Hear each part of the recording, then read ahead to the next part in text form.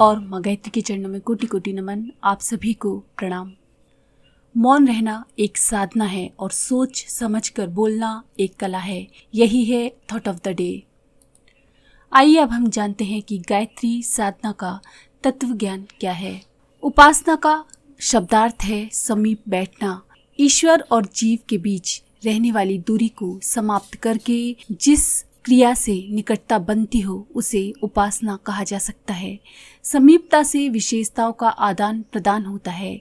एक के गुण दूसरे को प्राप्त होते हैं। हम जिसके साथ बैठते उठते हैं उसका असर हमारे ऊपर अवश्य होता है। सत्संग के लाभ और कुसंग के दुष्परिणाम तो सभी लोग जानते हैं। अधिक प्रभावशाली तत्व कम सामर्थ्यवानों को अपने प्रभाव से प्रभावित करते हुए सर्वत्र देखे जाते हैं। आग के निकट आने वाले पदार्थ गर्म होते हैं और जलने लगते हैं। इसी तरह से बर्फ के स्पर्श में जो पदार्थ आता है वह ठंडा हो जाता है। सुगंधित और दुर्गंधित पदार्थों के संपर्क में आने वाली वस्तुओं में भी वैसी ही भली या बुरी गंध आने लगती है। हरी घास में पलने वाले टिड्डे हरे रंग के होते हैं और हिम प्रदेश में पाए जाने वाले भालू सफेद रंग के होते हैं। उपासना में भी ऐसा ही होता है। ईश्वर के समीप बैठने से उसकी विशेषताएं बैठने वाले के व्यक्तित्व में अवतरित होने लगती हैं। ईश्वर महान है, उसकी समीपता महानता की वृद्धि करती है। ईश्वर अनेकों श्रेष्ठताओं का पुंज है। पास बैठने वाले में वे श्रेष्ठताएं प्रवेश करती हैं। ईश्वर विभूतिवान है, साधक में विभूतियों की अभिवृद्धि करता है, गुणों की अभिवृद्धि करता है। राजा की अर्दली का अभिमान बढ़ जाता है, उनके पास बैठने वाले दरबारियों का रुतबा बढ़ता है। फिर कोई कारण नहीं कि ईश्वर की समीपता यदि वास्तविक हो तो उसका प्रभाव उपासनारत व्यक्ति पर न पड़े। जो व्यक्ति उपासना करेगा उस पर ईश्वर का प्रभाव पड़कर ही रहेगा। ये समीपता जब घनिष्ठता में बढ़ जाती है तो फिर आदान प्रदान का सिलसिला और भी अधिक अच्छी तरह से चल पड़ता है। उपासना में प्रमुख भावना आत्म समर्पण की मानी गई है। घनिष्ठता बढ़ते बढ़ते एकता में परिणत हो जाती है। उपासना के विधि विधानों का आधार ये है कि उपासक अपने आप को ईश्वर के अति निकट अनुभव करे, उसे अपना स्वजन संबंधी माने। आत्मीय जनों के प्रति असामान्य ममता होती है। उनके लिए कुछ विशेष सोचना और विशेष करना पड़ता है। उनके प्रति कर्तव्य और उत्तरदायित्व भी अधिक होते हैं। ऐसी ही मनोभूमि उपासक को विकसित करनी पड़ती है। उसे निकटतम संबंधियों में से एक के स्तर पर संबंध सूत्र में बांधना पड़ता है। भगवान को अपने पिता, माता, सहायक, स्वामी, सखा जैसे किसी संबंध को मान लेने से सहज ही कौटुंबिक घनिष्ठता बढ़ती है। सघन संबंध सूत्र में बंधे होने की अनुभूति होती है। मीरा ने भगवान को पति रूप में, सूरदास ने पुत्र रूप में माना था। और भी कई कोमल मृदुल उत्कृष्टता की भावना से भरे पूरे संबंध भगवान के साकार उपासक निर्धारित करते हैं। इस मान्यता में अपनत्व का घनिष्ठ संपर्क साधने का ही भाव होता है। जब हम भगवान से कोई भी अपना संबंध स्थापित करते हैं तब हमें भगवान उसी रूप में प्रकट होकर हमारी सहायता भी करते हैं। निराकार उपासना भी ध्यान धारणा के लिए कोई न कोई प्रतीक नियत करते हैं।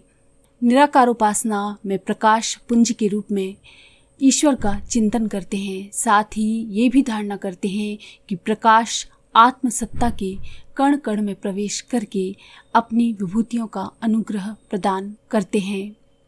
पूजा उपचार करते समय समस्त कर्मकांडों में ये भाव रहता है मानो कोई अति श्रद्धास्पद अतिथि सामने उपस्थित हो और उसका श्रद्धासिक्त सत्कार किया जा रहा हो। धूप, दीप, नैवेद्य, चंदन, पुष्प, जल आरती आदि भारतीय शिष्टाचार में सम्मानीय अतिथियों के सत्कार विधान है। गुरुजनों का समय समय पर पूजन अभिवादन इसी प्रकार होता है। इन उपचार कृत्यों को करते हुए उपासक अपने मन में ये मान्यता परिपक्व करता है कि ईश्वर देव सत्ता उसके सम्मुख विद्यमान है। उपस्थिति की मान्यता जितनी गहरी, जितनी ही वास्तविक होगी, जितनी गहराई से वो ये अनुभव करेगा, उतना ही उसकी पूजा सफल होगी। उसे पूजा में उतना ही आनंद आएगा और प्रभाव भी उसकी पूजा का परिलक्षित होगा। आपने कभी ध्यान दिया होगा कि बांसुरी से राग रागनियां तभी निकलती हैं जब वह पोली होती है, अपने आप को वादक के होठों से पूरी तरह सटा देती है, उसके संकेतों पर अपनी सांसें लेती है, छोड़ती है। यदि बांसुरी में मिट्टी भरी हो अथवा होठों से दूर रहे तो ये संभव नहीं कि उसमें से मधुर ध्वनि निकल पाए और सुनने वालों का मन मोहित कर सके। ये बांसुरी के समर्पण भाव को दर्शाता है। इसी तरह पति और पत्नी के दाम्पत्य जीवन की सफलता इस समर्पण भाव पर ही निर्भर करती है। पत्नी अपना शील, श्रम, मन, व्यवहार पति की मर्जी पर छोड़कर निश्चिंत हो जाती है। लगता है इसमें उसने गवाया ही गवाया है, पर ध्यान पूर्वक देखने में एक और पहलू सामने आता है कि उसने बिना कीमत दिए एक सुयोग्य साथी को, उसके शरीर व मन को, सारे धन वैभव को खरीद लिया है। पत्नी पति की आज्ञानुवर्ती बनती है तो पति भी पत्नी का बेपैसे का गुलाम बन जाता है, उस पर प्राण निछावर करता है और छाया की तरह साथ देता है। यही समर्पण भाव भक्त और भगवान का होना चाहिए। इसी तरह से भगवान और भक्त का रिश्ता भी होना चाहिए।